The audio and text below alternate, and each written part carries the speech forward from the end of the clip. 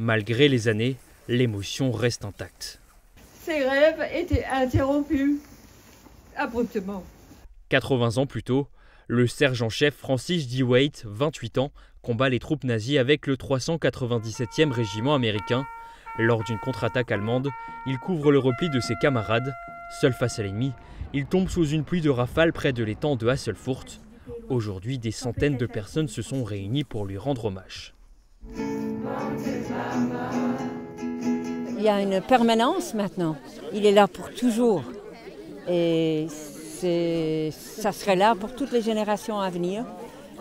Un rappel de ce que Francis et des milliers d'autres jeunes ont fait. Le projet a débuté en 2021 lorsque la famille de Francis a visité pour la première fois le lieu de sa mort. Cela a été rendu possible grâce à 3 ans de recherche minutieuse dans les archives militaires.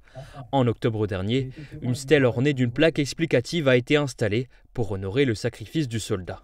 Pour moi, c'est important d'ancrer aujourd'hui une trace de cette histoire. Le sentier est fléché à partir de l'aire de jeu, donc ça va attiser la curiosité de venir voir qu'est-ce qu'il y a juste à côté, qui est en train de ressurgir.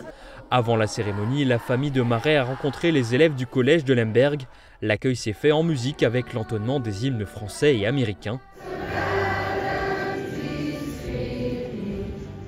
Les collégiens ont ensuite raconté l'histoire du sergent-chef en français et en anglais.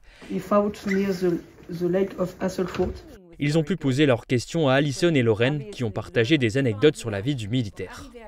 Vous avez expliqué comment ils ont su comment il est mort. Francis, avant cette rencontre, je ne le connaissais pas. Et du coup, c'est quand même incroyable ce qu'il a fait.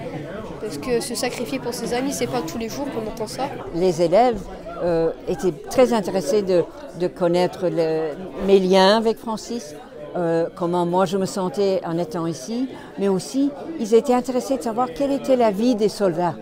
Qu'est-ce qu'ils mangeaient, comment ils bougeaient et comment est-ce qu'on savait où ils étaient. Les élèves ont offert à la famille de Marais des cadeaux symboliques, des plaques commémoratives en verre, une photo de Francis et des dessins illustrant la vie du soldat.